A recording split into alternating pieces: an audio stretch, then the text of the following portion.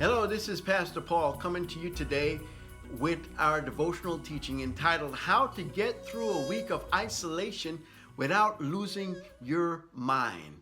I believe that we don't have to allow depression and boredom to seep in and paralyze us. And that's why we have put together this series of devotional that will run through the month of April and May to help us to start our day right. Now, yesterday I left off talking about the first 6 things that we can do to begin our day or our week. And when we have a schedule and we put the Lord in his rightful place in our lives, and then I listed a number of other things that we can do, I want to pick up where I left off by sharing with us. And this, I think I ended at number 6 yesterday. So I'm going to pick up at number 7 today. And these are very practical things. None of these things are things you've never heard of. These are things that you and I do all the time, but now we can do it intentionally because we have the time. We are locked in and we're locked away, and we don't want to lose our mind just looking at the 4 walls. We want to be active and we want to be busy. And so number 7 I have is rearrange the furniture in your room, such as your bedroom, your living room. Get a new look in your house. Get a new look in your apartment. Get a new look in your bedroom or your favorite place. Sometimes just by moving things around, changing things, it really helps us to have a fresh look and a fresh appeal and fresh appearance, and it makes you feel good. Number 8, play a board game with your family members each night. That's very practical. It's very simple. Most of the time we're on the run. Most of the time everybody's in their own space doing their own thing. But this time of isolation has brought us together and is now helping us to be more intentional in terms of our family get together. Number 9, surf the cooking channels or internet for special ideas for meals to cook and try your hands at them. This is something that I've been doing for many, many years. Sometimes I come up with an idea and I want to do something. I want to cook a particular meal, but I've never done it. I don't know how to do it. And I just go into YouTube. There's always someone or several people showing you how to do it.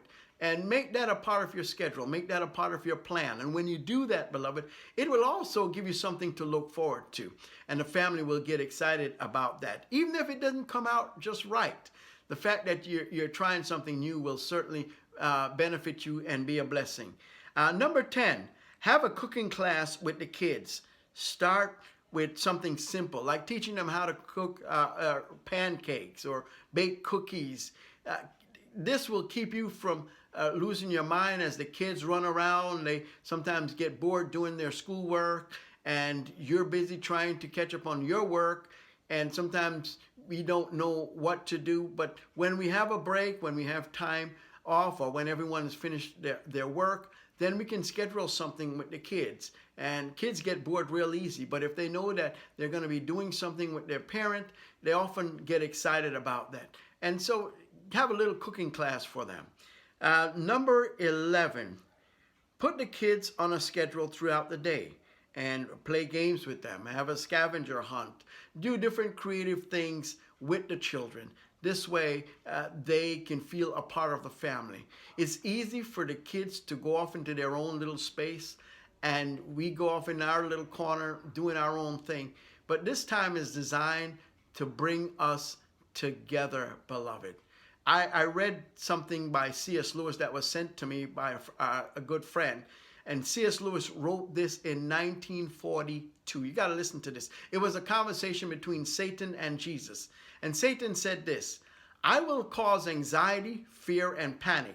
I will shut down businesses, schools, places of worship, and sports events. I will cause economic turmoil. And Jesus' response to Satan was this: I will bring together neighbors, restore the family unit. I will bring dinner back to the kitchen table. I will help people slow down their lives and appreciate what really matters.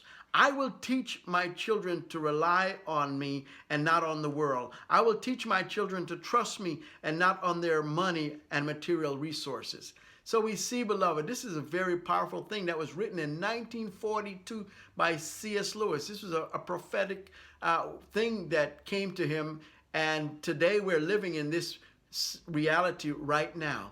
And so that's why I'm going through this list of 25 things that will keep us from losing our minds and going insane looking at the four walls in our homes. And so I want to continue.